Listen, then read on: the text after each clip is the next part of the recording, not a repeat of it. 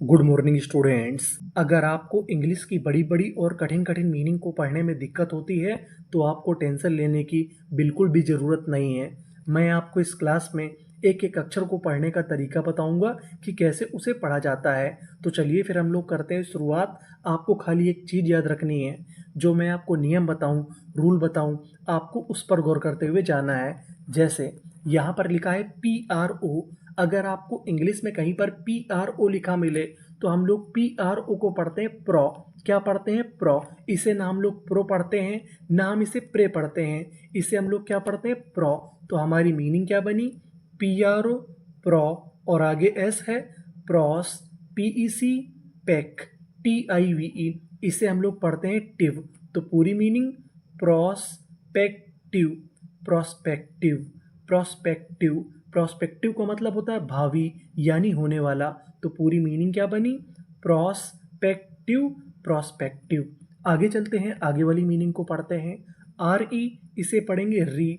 TA, अब आपको यहाँ पे याद रखना है, अगर आपको इंग्लिश में कहीं पर ए लिखा मिले तो जो हमारा ए होता है वो एक ही मात्रा का काम करता है। किसका काम करता है? एक ही मात्रा का।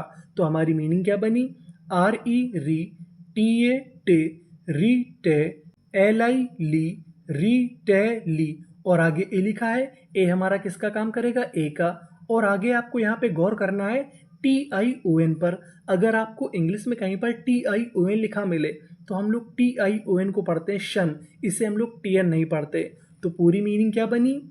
Retaliation, retaliation, retaliation. रिटेलिएशन का मतलब होता है बदला। तो पूरी मीनिंग क्या बनी? Retaliation, retaliation. आगे चलते हैं, आगे वाली मीनिंग को पढ़ते हैं। LE ले, GI, यहाँ पर हम लोग GI को पढ़ेंगे जी। क्या पढ़ेंगे? जी। तो इतनी मीनिंग ले जी, TIT, ले GT, MA, इसे पढ़ेंगे में। यहाँ पर जो ए है वो एक ही मात्रा का काम करेगा। और आखिरी में लिखा है TE, इसे पढ़ेंगे टा। मैं आपको नियम बता दूं, अगर आपको इंग्लिश के किसी भी मीनिंग के आखिरी में ई लिखा मिले, क्या लिखा मिले? ई, तो हम लोग ई का उच्चारण नहीं करते। तो यहाँ पे TE को हम लोग क्या पढ़ेंगे? टा।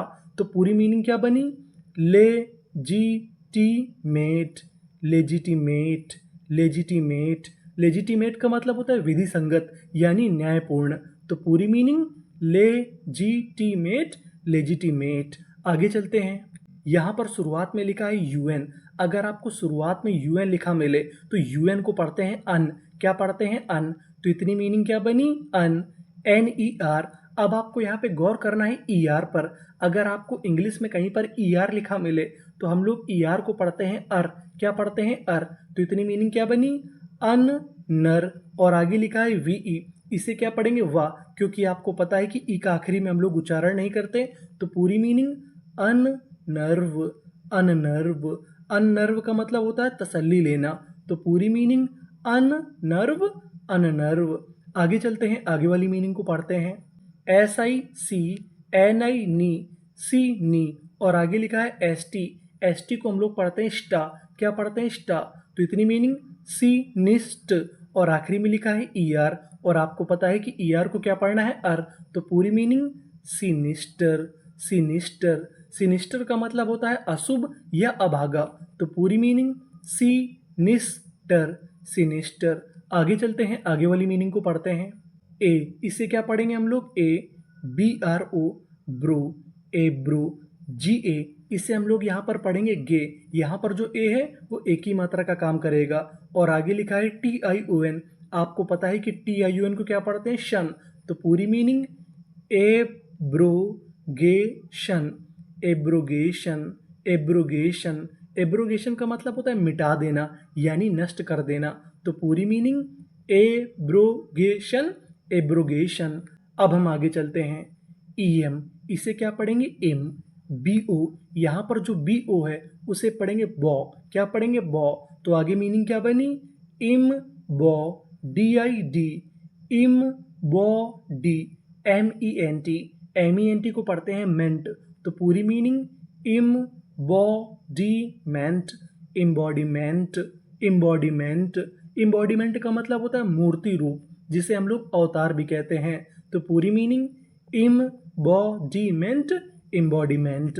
आगे चलते हैं, यहाँ पर लिखा है PR, PR को हम लोग क्या पढ़ेंगे? प्रा, और आगे ए है प्रे, जी लिखा है प्रैग, MA मैं, TIC टिक, प्रैग्मैटिक, प्रैग्मैटिक, प्रैग्मैटिक। प्रैग्मैटिक का मतलब होता है व्यवहारिक, तो पूरी meaning pragmatic, pragmatic.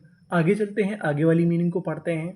PH, PH को पढ़ेंगे फा, और आगे L है, तो इतनी मीनिंग क्या बनी? फ्ले, जी है हमारा फ्लेग, MATIC मैटिक, फ्लेगमैटिक, फ्लेगमैटिक।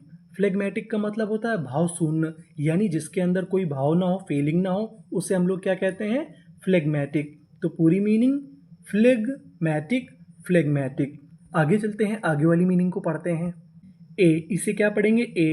VA वे, एवे, RI री, CIC। अब आपको यहाँ पे गौर करना है OUS पर।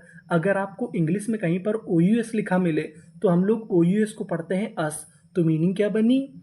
एवरीशियस, एवरीशियस। एवरीशियस का मतलब होता है कंजूसी, तो पूरी मीनिंग एवरीशियस, एवरीशियस। आगे चलते हैं, आगे वाली मीनिंग को पढ़ते हैं। FL, इसे क्या पढ़ेंगे? फ्ला, और आगे हमारा 2 बार ई है फ्ली, TING टिंग, फ्लीटिंग, फ्लीटिंग। फ्लीटिंग का मतलब होता है अस्थाई, यानी जो चीज़ स्थायी ना हो उसे हम लोग क्या कहते हैं? फ्लीटिंग। तो पूरी मीनिंग फ्लीटिंग, फ्लीटिंग। आगे चलते हैं, आगे वाली मीनिंग को पढ़ते हैं।